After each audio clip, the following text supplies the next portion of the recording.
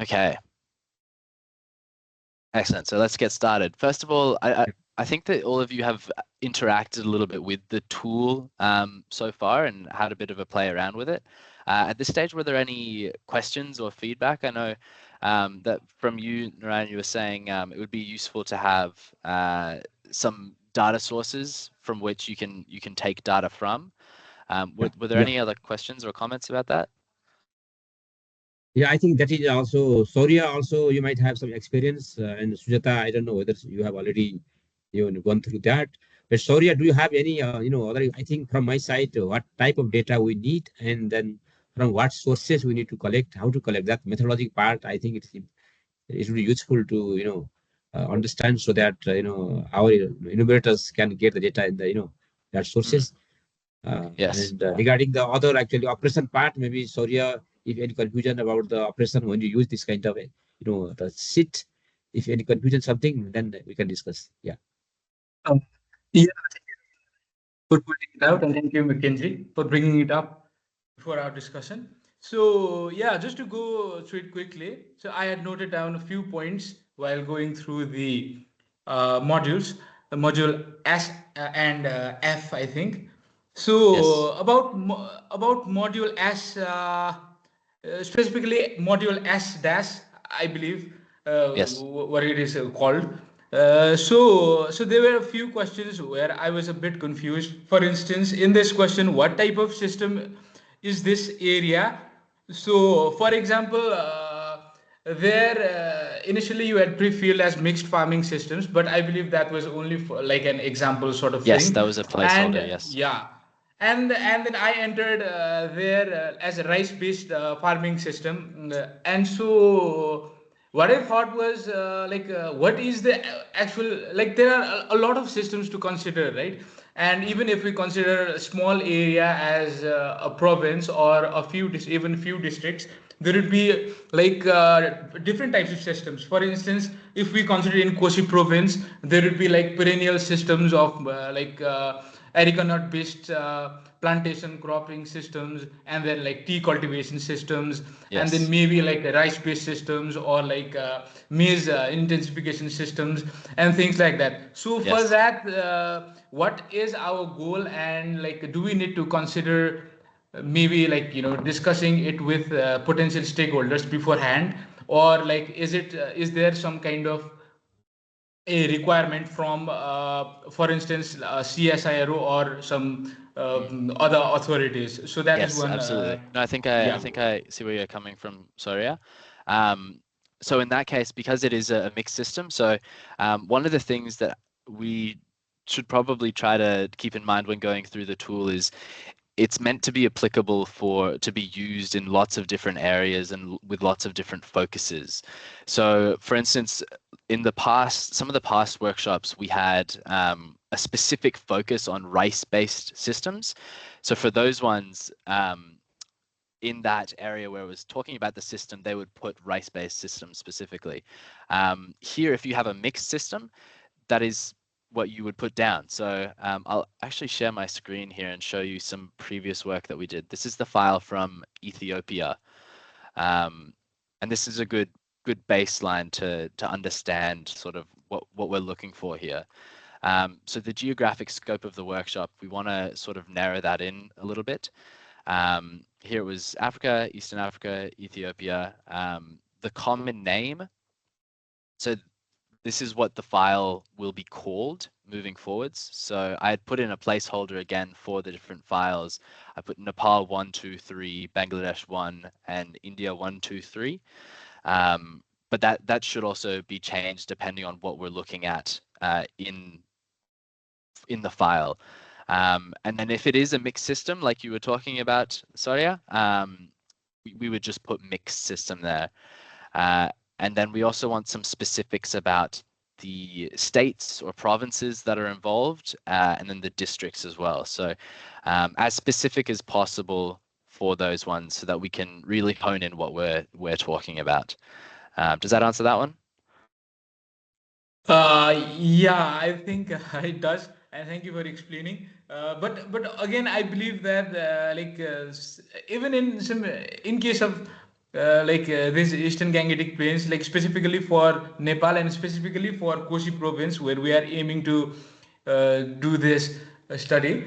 There are a lot of variation within, like, a short amount of, like, distance, short amount of, even even 10 kilometers like north, if you go from here, and then there is a different type of system. So maybe we should, like, specifically consider a specific belt of the province where the system is kind of a bit, like, constant in terms of cropping patterns and cropping systems and other ecological variables. So yeah, Yes. that is what I So think. there are two ways that you can do it there. One way is, as you've explained, is select an area which is very similar across the board. But again, just referring to what we've done in previous workshops now, if we have a larger area, the tool does have the capacity to reflect some of that variation because it's based on a per hectare basis.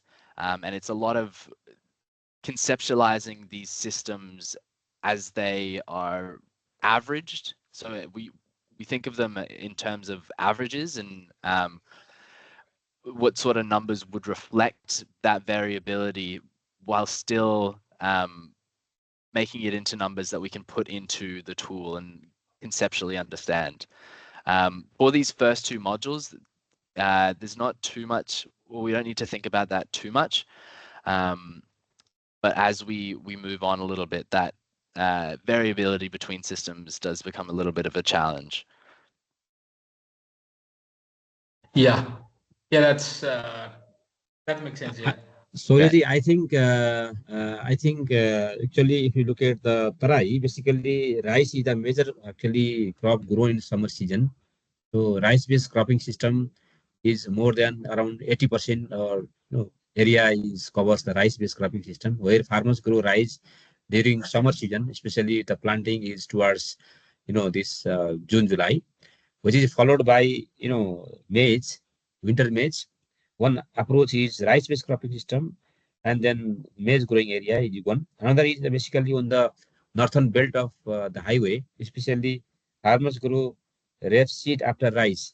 So normally, as Surya mentioned, I think three systems are actually more predominant. One is upland domain. Upland means there is a issue of irrigation facility, and then also while actually using underground water also difficult, where farmers grow areca nut.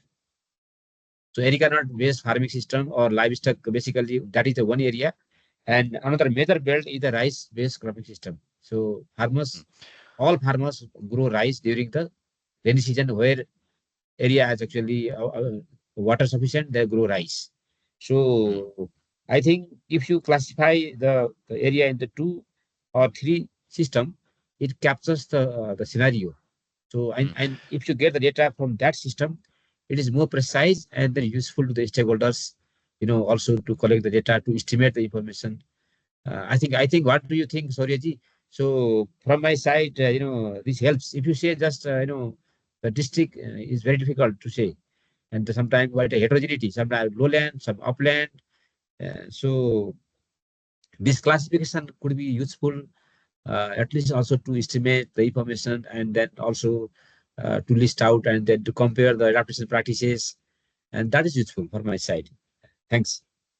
mm. If I can jump in there, so even if we do have the ability to sort of split it up by region and based on what those systems are, so if we look here at what they've done in Ethiopia, so um, that's just some details. You add the key cropping activities and also the seasonal information. So they've only chosen to do one season, but if you add 2-3 seasons there, then in module S, you can capture that you have predominantly rice-based systems and predominantly wheat-based systems, depending on the seasonality. So I'll actually, oh, whoops. Just give me 2 seconds. I'll just go to a different file where they've used two seasons.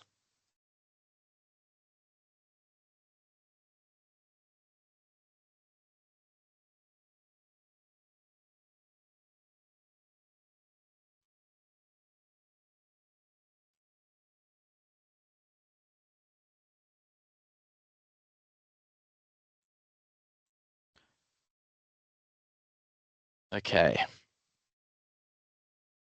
So module S minus here. This was the previous workshop that we did in India for the Eastern Uttar Pradesh and the Bihar region. And they've selected quite a number of different key crops, and then Kharif and Rabi. And then here, the proportional area of the production domain under cultivation. So they've specified 11 million hectares as the production domain. And then in module S, they've been able to split apart that in the Kharif season, half of this production domain is a rice-based system. And then the predominant production domain sort of shifts into the Rabi season where it's a wheat-based system. So the tool does have the capacity to capture that without splitting it up between files.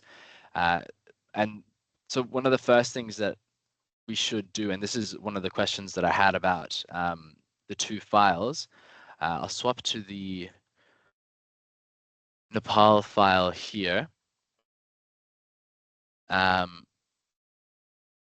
So we do just need to specify first what region we are going to be looking at. Koshi province isn't quite specific enough because from what I understand, the Koshi province, it's quite big. 2.5 million hectares or something like that. I did a little bit of looking into that. So this is a subset of the Koshi province, and we want to specify what subset of the Koshi province that we're looking at is. This is all great, having all of these different crops here. And then we can include different seasons as well. And then this is all being filled out well. The one comment here was just that, well, I think these were values which were just put in there as placeholders. Is that right? Or to familiarize with the tool? Yeah. Yeah, but they are kind of an educated guess. But I think, yeah, what you I think what you saw was the 0% in like some of the crops, but Yes. like those were the crops for like in other seasons. For example, jute specifically in pre-kharif, and then rice in kharif season, as you like highlight, quite similar to what we saw in Ethiopia. So that is the thing. So yeah, so maybe we should mention like a couple of like more than one season. Yes, that would be good to mention multiple seasons to get, because we want a full understanding. It's meant as a holistic approach to this prioritization process. So we want to capture as much detail in each system as possible. So from what I understand in the Eastern Gangetic Plains, rice is a very important crop, and wheat and maize as well. They're very important. So capturing that through having the seasons where those are the dominant crops is something that we should aim to do for sure. Were there any other questions based on these first two modules? So yeah, Yep. so about the uh, like what type of crop is this in like the insect in the in like the upper the first kind of the top right part of S minus Top right module. of, yep, here. Yeah, in the key cropping activity section. So for while we are selecting what type of crop is this, so there are three options: seasonal, annual, and perennial.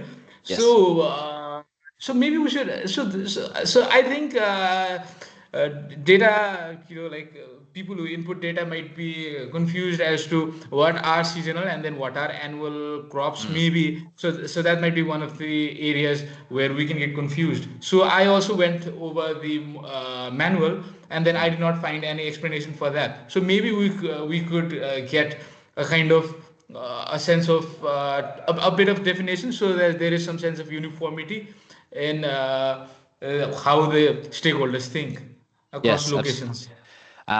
so I had thought that I had included in the instruction manual, but I must have missed it. I'll be sure to add that in, for the next version when I send that out. So seasonal is a crop that is farmed in one season and you plant it and then you harvest it in the one season. An annual crop like cassava is a good example where you plant the crop at the beginning of where it takes a whole year to for that crop to mature to then harvest it. And then perennial, obviously a crop that is kept for a number of years and is harvested multiple times. Yeah. I think in Nepal we have normally there are 3 seasons. So yes, this terminology for the Indian context, like Kharif, Rabi, normally yes, we call this main season, winter season, spring season for Nepal. Yes. There are, I saw in your actually format the 2 seasons. Here in Nepal, actually we normally follow 3 seasons. 3 crops are grown normally.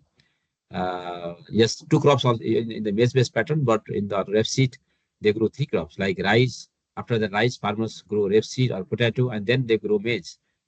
So that's also possible. So maybe you can think also the name and Yes. types of season. Yeah. So Mackenzie, yes. this is Harun. Can I interrupt? Yes, of course. So as for the types of the crop, I mean the seasonality, there are some rarest possibility that you can have some crops like biennial. For example, some crops are grown in the first season for vegetative growth, and in second season it produces the seeds.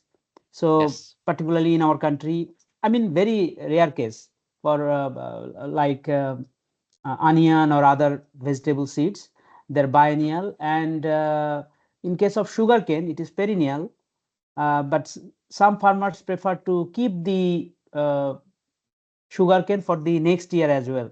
That is ratoon cropping. Okay, so Yes. the sugarcane will regrowth from the remaining stump. So it is actually not. It is annual, but the I crop see. will be biennial or sometimes Yes. 3 Perennial. years. Yeah. Yes. So that is, So I mean, rare case actually. no, thank you. That's a good point to clarify. So we're looking at what most people do. We understand that there are some nuances with this where the tool isn't able to capture some of those, but we're looking at for what most people do. So if most people use sugarcane as a perennial crop, they'll grow it for 1 year and then they'll harvest it, and then maybe the next year they'll plant something else, or they'll continue with sugarcane. In the case that you've described, Harun, where from what I understand, it's harvested once a year still, correct? Yeah, it is harvested once a year. Yeah, that is correct. Yeah, okay. Yeah, so I'd leave that up to the facilitator's discretion there as to what you think is the most prominent way it's farmed. I see. With the seasonality or the seasonal information, I'm not sure who mentioned it, but we can add 3 seasons. So for Nepal, it would be winter, summer, and spring, I think. And then when we come over to module S, I'll have to go to another document. This one, I think. Then it will show up with 3 different seasons here, and you'll be able to fill it out for each of the 3 seasons, and also the multi-seasonal crops, which is your annual and your perennial crops. Hopefully that is a little bit clearer on that one. I'll also mention just for Harun for the Bangladesh file. So this was all really good, Harun, all the information that you provided. There were a couple of questions and just points that I wanted to touch on. Doing single, double, and triple and quadruple cropped area, that doesn't quite work with the way that the tool works, because then you have a cropping area which is bigger than the whole area that you're looking at. So you'd want to count each of these areas once, just because we're only looking at the area. We're not looking at how many different crops are on it. Fallow land as well. So we can actually include fallow land as a crop in module S minus. So you have room here for seasonal fallow. Okay. So I went ahead and filled out the file for you a little bit, and that ends up looking like this. Okay. So you have 3 seasons that you specified: Rabi, Kharif 1, and Kharif 2. Kharif 2, yeah. Yes, and then your seasonal fallow is 1.3%. Yeah. And for all of these crops that you've specified, the values that you gave in this sheet were on a year basis. They weren't split up by season. So that's the one thing that we're going to have to try to do is split them up by season. I see. The other comment here was, are you sure that you want to have the three different types of rice? Because we can group the 3 types of rice together, and just have rice systems. Looking at the yields here, they are quite different. So I'm not Different, sure. yeah. Yeah. Yeah, that's why I separated the 3 rices, because they have very big yield gaps. Yes, understood. So that's fine. But it just will mean that you'll have to fill out quite a lot more data for the rice crops. I see. And then later in the workshop, when we're looking at adaptations, it's likely that any adaptation that would benefit rice would benefit all 3 rices. Because I would imagine that the systems would still be similar despite them being quite different crops. Is that right? Yeah. So if the systems are quite similar, then the adaptations will affect the systems in a similar way. So again, that's up to you if you want to keep them split, or if you want to try to bring them together. Okay. But those are the considerations there. Okay.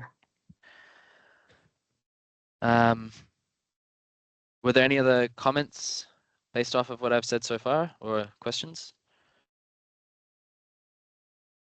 So I think we are yet to get to that point, but I also wanted to question about the information about the percentages of certain domains like grassland, and then that part, yeah, grassland, farming systems, urban area. So that information would not be quite easy to access in case of Nepal. Like at least it is difficult to get that information from us, like a secondary data. So I think some experts need to be consulted for that, for the area that we are going for. Like national level data are available, but for like a specific, like we are considering specific districts. So for those data, we need to, I think, visit the offices. So I think that also should be considered. So there needs to, so there is going to be some field work, I think. Just to clarify, we're talking about this here. Yeah. This one. Yeah, this middle part. Yeah. So the process from the way that we hope it is done here is you choose a production area, and you can figure out the overall area for this one based on there will be data there on how big a province is, or how big 2 provinces together are, or things like that. Like you should be able to get this data point without difficulty. And then you don't actually need all of this stuff. This is just to help. So the idea is to use this calculator. You think, all right, maybe 20% of the land in this system is a forest. 15% is occupied by roads. Therefore, it'll calculate out that the area under cultivation is 124,000 hectares. So there shouldn't to be any field or anything like that involved. It's looking at how much land is cultivated. You have your hand up, Narayan?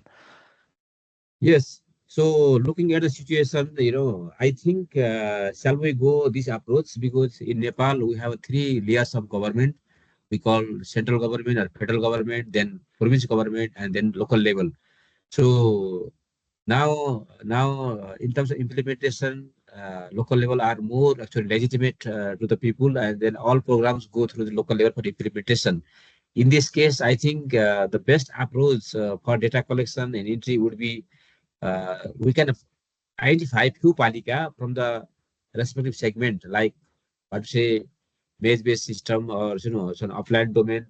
So the palika people can have a better reliable information they can have also in their website, and they can have how much area for the forest, how much area for the rice area, how much for the wheat area. That more reliable information we can get from the palika level. We call palika or we call local level. Normally we have municipality and we have a, so in that actually for that is not possible to get from all palika, but in each district we can identify like say three palika in one district.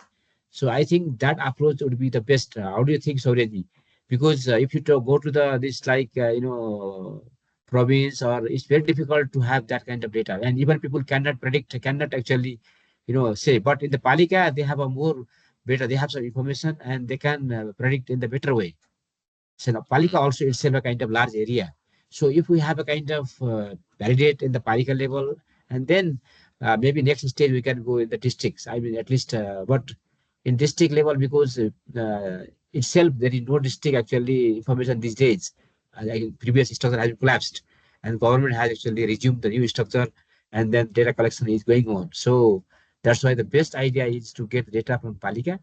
And palika also they can clearly say if they have some document information. If not, then our innovators can go and then have a kind of FGT and key into the interview and can get the better data from the palika level. If that approach, I think is the best approach. And then this is from my Great. viewpoint. What do you think, Soreji? Yeah, I think that would be the way to go, Dr. Narayan. I think we need to like sample some palikas and then maybe use their information as a representative data for the whole district maybe. And then the enumerators can go there and collect the enumerators, as we are saying them, Sujata and Samrat. Maybe they can go and uh, facilitate some kind of interviews or like quick FGDs to validate the data obtained from local levels. Yeah, I think that would be good, Dr. Narayan. So That's the I'll just confidence jump we in will there. have. Yeah. Yeah. Otherwise, in the higher level, still lots of data are lacking, and then people cannot say how much area fallow. So big question, right? So how much area fallow is very, but at Parika level, they have better precise information. They can say, okay, if they say that more reliable information for the district level or province level, we cannot say how much area is fallow, right? Uh, so So I'll just jump in there if that's okay. So we don't. This whole exercise is based on existing data. There's no collecting data. We don't have time at this stage to collect data to help this pre-fill process. Wherever, determining the geographic scope of the workshop, that is up to the facilitators, and that's not something that we can sort of help with on this side. Wherever there is the most data available, that could be something that goes into choosing what the geographic scope of the workshop is. But there's no opportunity here to go out and collect additional data.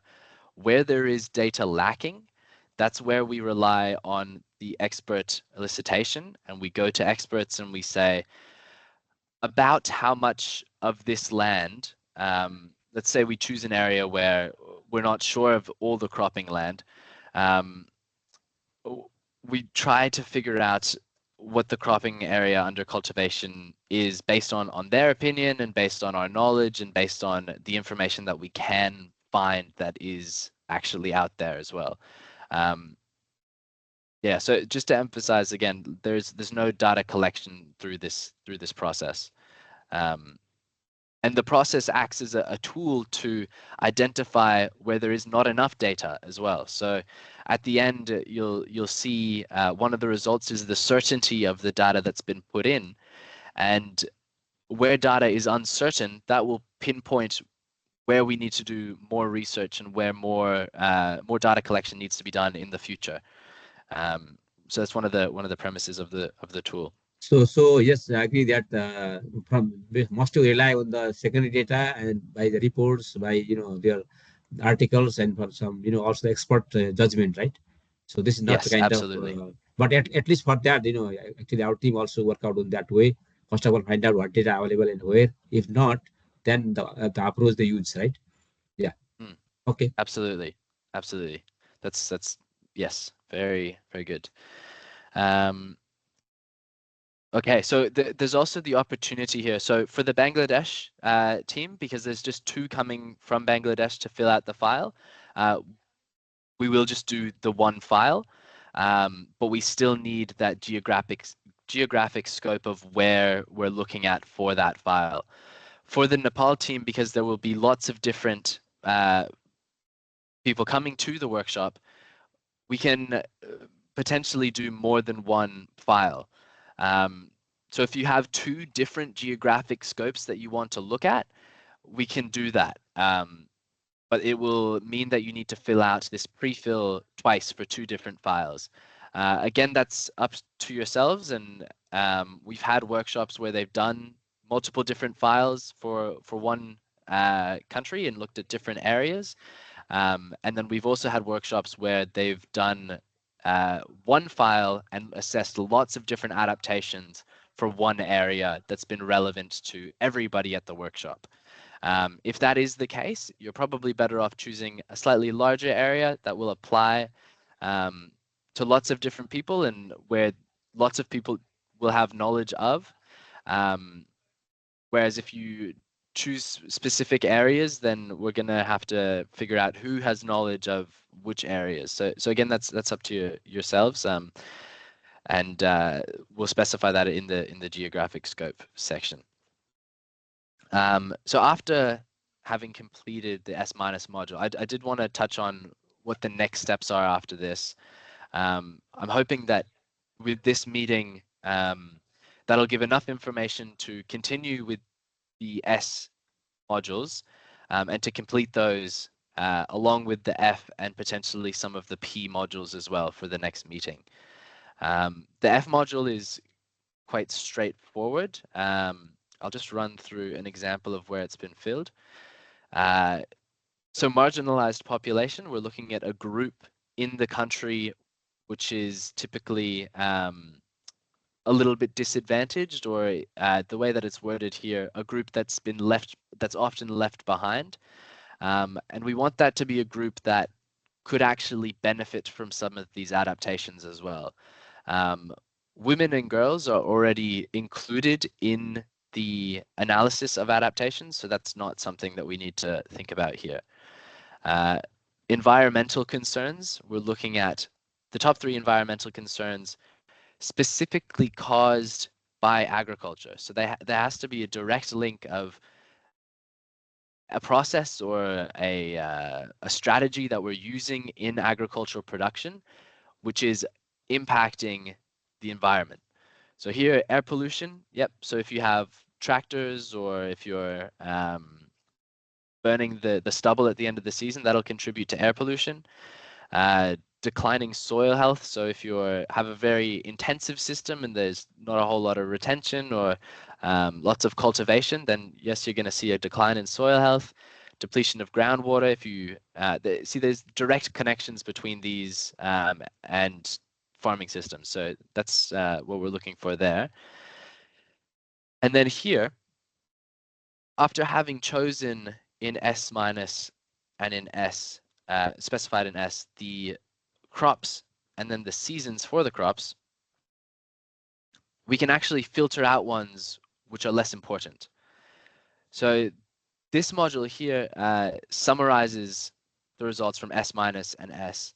So you can see wheat and rabi and rice and kharif have come out as the most important crops, the 2 most important crops. So they've decided in this workshop that they just want to focus on those 2 crops, and the other ones maybe for a different time, or maybe that they're not important, or they want to specify specifically look at these 2. Production ceilings. I mentioned this in the last meeting, and also it's mentioned in that the instruction manual. It's the best yield that you could have on the best area of land with really good inputs. If everything went really, really well in a season for a farmer, that's the yield that you would get. It's not an experimental yield because we know that those can often be, they're often done in a greenhouse or something like that.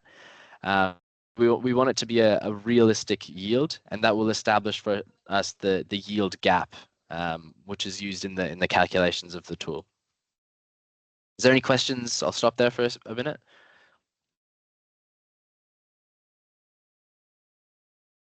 Excellent. Okay, I'll move on to module P, which is where we're looking at production constraints.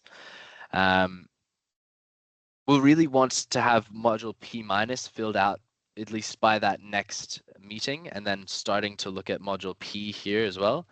I'll actually swap the file back to Ethiopia because they've done quite a good job at filling this out. Module P minus, we're looking at the production constraints, the most important production constraints in the area. And we want a short name. We have categories there, which you can select from.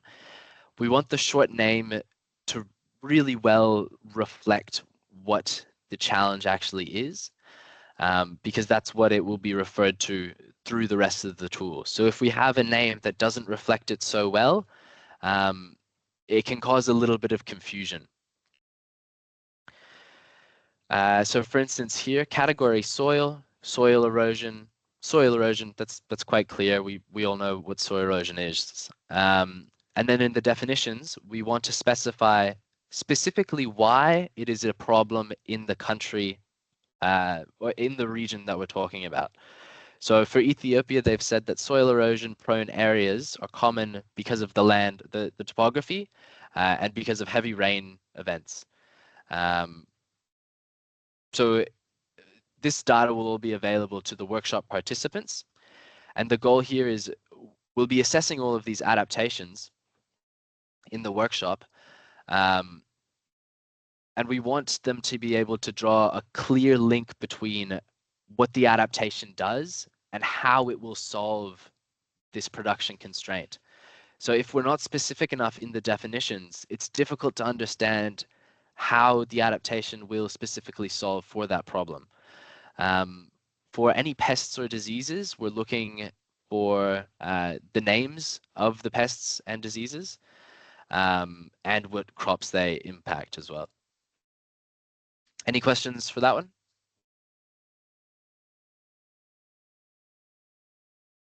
So, yep. So yeah, Sorry? Vikinji. So while filling out the data for, actually I did not see that part while you were explaining it, but I think that is in another module. But there it was something to do with like gross margin and then like total like gross margin and Yes. and things like that. I think that's module Yes. F, right? That is S. That's it. Oh yeah. So did we go through it? Because I wanted to bring up how we input the data on gross margin, because that is something that like information for a particular domain is not quite readily available. So how do we input that, or like do we calculate, or like do we kind of again search for some Yes. secondary data or some expert consultation? Yeah. So I Yes. wanted to So raise a point in that. again, relying on whatever data is available, and then expert consultation where it is not available. So the first thing that we're looking at for here is the proportional area. I think we covered that all right. And then the average yield in the area.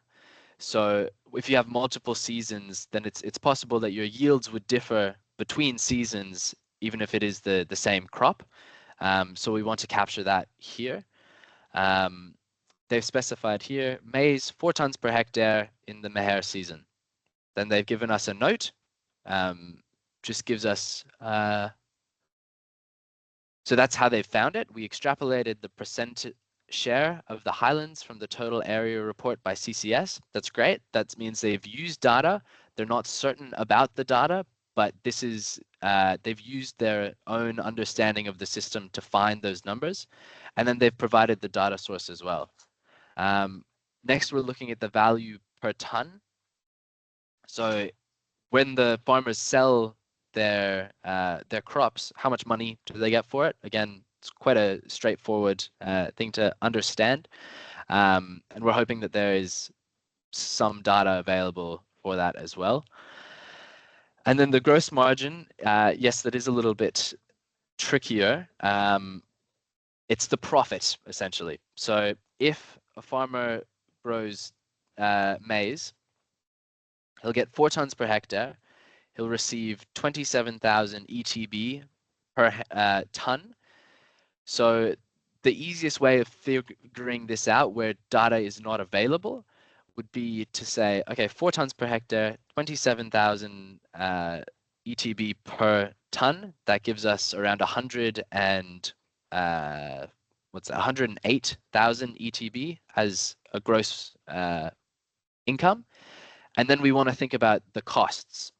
So here they've said 94,000 is the gross margin. So that's the profit per 1 hectare. So that would mean that their costs are about 13,000 ETB for the hectare. Do you see how I got to that? Yeah, that's clear. Yeah, So Max. it's just Sorry, I make one query.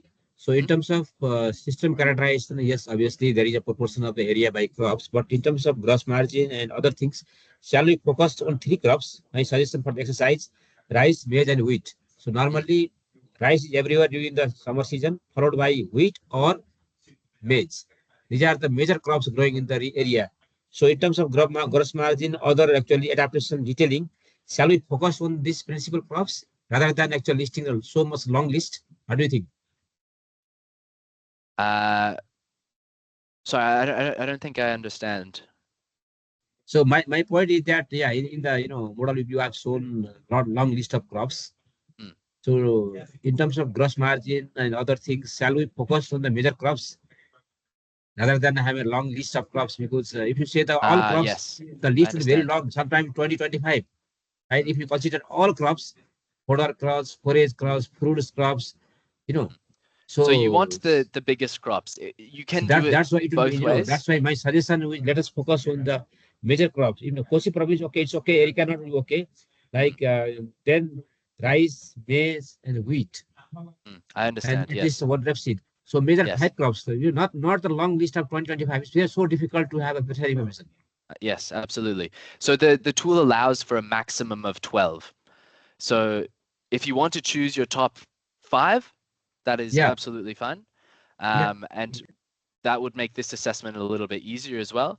The idea here is that we take quite a broad approach. So as many as you have data for and as many as that you're able to put in, the more the better. The tool, like another sort of aspect of this is bringing data together and having a system level characterization, even if it's not relevant for the tool's calculation. So if somebody came and looked at this data, it would give them a really good understanding of all the crops that are grown in Ethiopia.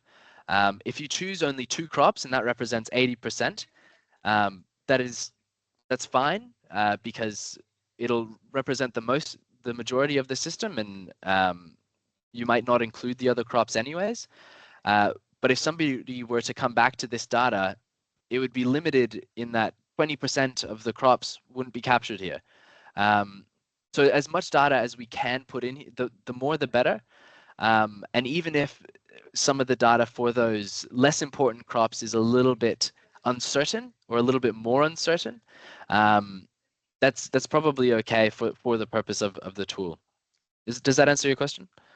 Okay. So now in your system, up to 12 crops are allowed, right? That system takes up to 12. Okay. Yes.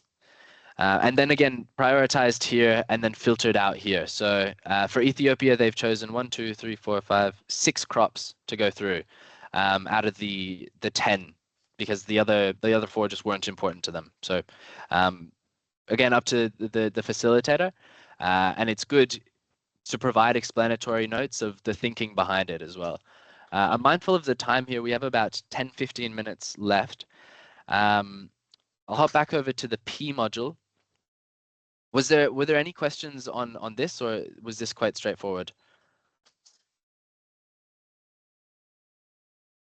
Excellent. Okay. Yep. Arun, was there? No? No, it's okay. It's okay. Excellent. Okay, so module P now. This is where it starts to get a little bit more conceptual and a little bit more difficult. So first we look at the area. So we have this whole area that we're looking at. We have 100% of the area. We want to think, okay, in this 100,000 hectares of cropping land, how much of that cropping land is not affected by this challenge for this crop? So for maize, out of the 100,000 hectares of maize that is farmed, how much of that 100,000 hectares is not impacted by soil erosion? They've said that 90%, so 90,000 hectares, is not impacted. And then 10% has a 0 to 10% loss of the yield because of soil erosion. These thresholds here can be changed if you want to use a custom threshold. So you can do 0 to 20% is a mild loss, 20 to 40% is a moderate. You can change those up, but these are just the ones that we've chosen to leave there. This is where the certainty comes in as well. So they're certain, for instance, that broadcasting seed for maize, that everywhere that they farm maize in this system, the whole 100,000 hectares of maize is affected by broadcasting seed. Everybody does it. 60% lose this much, 30% lose this much, 10% lose this much. Then we've provided a place for explanatory notes here. So if you have a big difference between two crops for the same challenge, let's say, it's a good one here. So sorghum minimal fertilizer application doesn't affect 60%, but for barley, it affects 100%. So why is sorghum not susceptible to minimal fertilizer application? You could say, okay, well, the sorghum farmers, they generally have more fertilizer to apply, so there's less area that has this challenge. That would be a good way to think of it. In the instruction manual, I've tried to be very specific on the data input for this section, and I hope that helps a little bit with it. But I'm sure that there will be some questions on this. Is there any at this stage? Okay. No? All good? Excellent. Okay, fantastic. So between these two modules, that gives us to module P. So P in the, I don't know what they're called, but those funky figures. This characterizes the production losses. So it orders which production constraints lose the most money, essentially. We've already characterized in module S how much the gross margin is and what the value of the total production is. So module P looks at this and it says, okay, disease management or poor disease management causes the greatest loss out of all of these challenges, just for that one challenge over all of the crops, or over all of the crops that we're looking at. It's also broken up by crop constraint. So TEF loses 54,000 million ETB to soil erosion. I'll get one with multiple seasons as well, because that's a little bit easier to look at.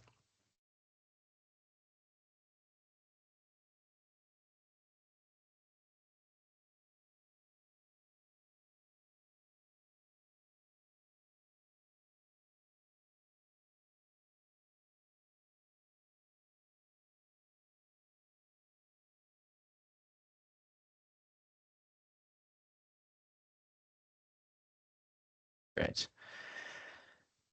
Oh, that's so production constraint by season and crop. So it's just broken up a little bit further. So looking at this, it orders all of those production constraints, and then later when we go to the workshop, this is the first workshop module. It's a little further down the line, so don't worry about it too much. But it gives you the value lost by each production constraint, and what the production constraint is, what the crop is, and what season it applies in as well. And it's done that way. It's very specific of what is being affected, when it's being affected, and how it's being affected, so that when we look at these adaptation options, we can think about how directly it will affect this constraint. I'll probably leave it there. I won't jump into the C modules yet. I'll start touching on that in the next meeting, because that's another, I don't want to overload with information, and I'll also come out with another version of the instruction manual before then, which would be good to look at before we talk about that. Were there any final comments or any questions or anything? So yeah, so just for a clarification about this overall process, not just particular like module. So so we are supposed to pre-fill in information from like module C to module P, or something like that, right? Yes. And then in the workshop, the experts will give their opinions on how to like what would be the adaptation measures based on the constraints or other some things that we have identified, or the tool has identified based on our inputs. So is Yes. is that correct? Yes, that's absolutely correct. So is there any, so yeah, I just wanted to question if there is any scope for changing the inputs that we have inputted in the pre-filled modules in the expert consultation, because they might look at the numbers and then they might say like, this figure is like misleading, and then we think this needs to be this percentage needs to be this. So is there any scope for that? So there is, with the workshops, we're planning on having 3 days, and the first day we're going to focus on the pre-fill.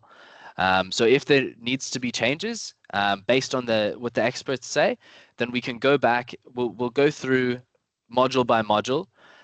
We'll explain what things are, how we got these numbers, what it means for the tool's calculations, and then the experts can say, maybe rice in the Kharif season doesn't yield 4 tons per hectare in this area.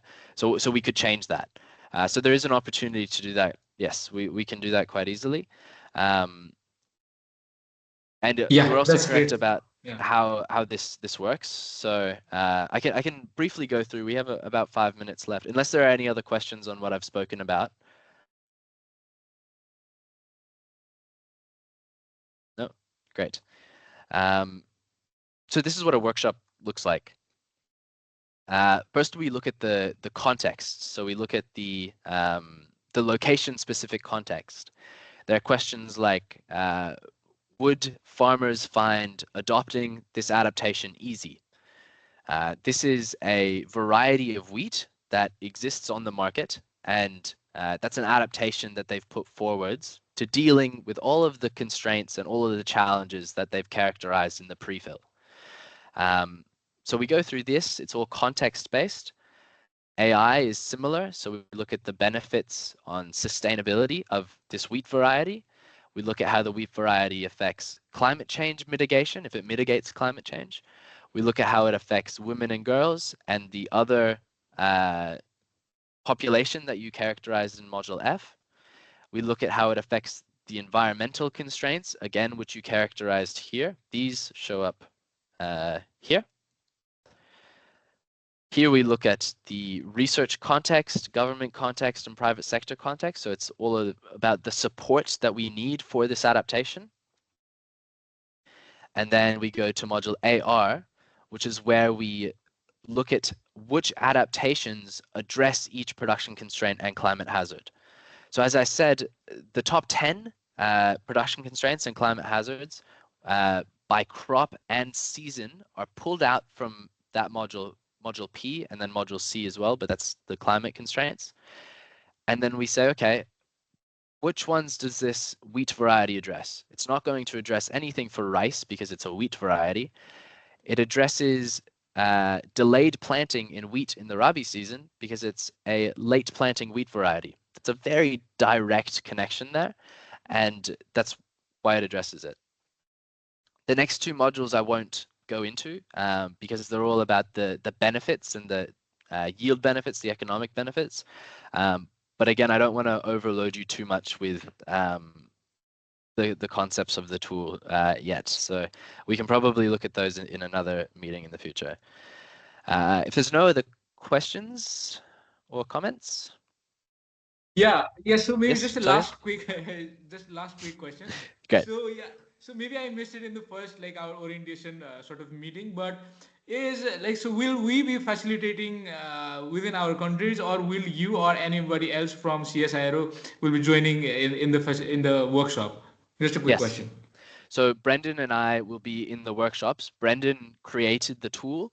I've been working on the tool for the past year. So I was working last year. I helped with the other workshops that we did. And we'll be in the workshop. We'll be helping with the groups. We'll be going around. We'll be presenting each module. We'll be saying, this is what we need for this module.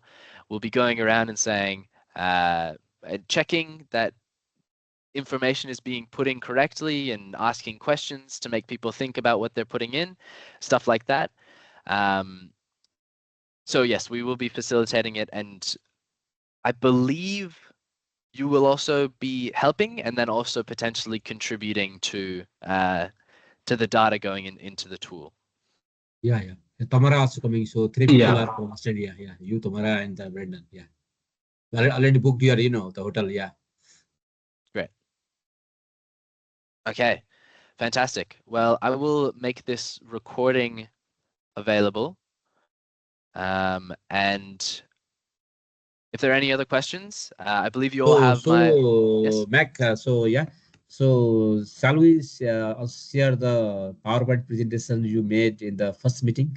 Some about because we have now our enumerators, Sujata is here and then Samrat also joining. At the meantime, they will also look at this background information, and Yes. then we'll guide Saurya and myself guide them to have a checklist of the information. They will gather information from different sources, and then they will enter the system. This is how it works. Because we are also busy with other parts. But I think Yes. as far as it was possible, our information should be more precise. As far as possible, we want to get it so that stakeholder will trust us. Otherwise, if the information is not, that level of trust, then sometimes it's also issue of, sometimes with the stakeholders. So that's why, whatever information we put, that should be as far as, close to the reality. So Yes. that We thing we want to try.